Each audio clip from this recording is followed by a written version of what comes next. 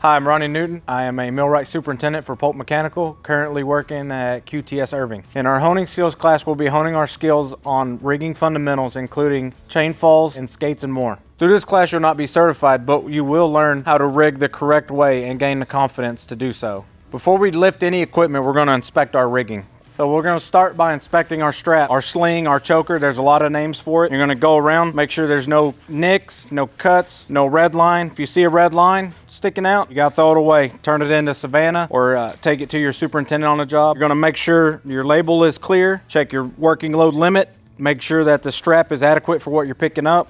Once you're done with that, you go to your shackle. Your shackle also has a working load limit. This is a 3/4 shackle with a 2-ton working load limit. Make sure your pin isn't locked up. These have different names, shackle, clevis. Once you're good with that, you go to your chain fall. These have different names, chain fall, hoist. Make sure your hooks are good. Make sure they spring back. Make sure this one's good. If it doesn't have the spring on it, you can't use it. You have to turn it in. Now you're ready to rig. We're gonna take our strap, we'll feed it under here like this, put our shackle on it. And do the same for the other side.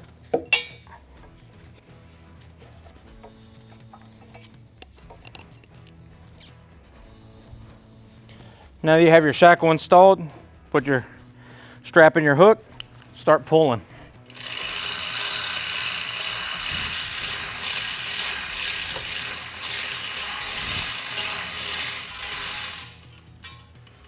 If you want to learn more about rigging fundamentals, come join us in our class March 4th, 8 to noon. Bring your PPE, we'll buy you lunch.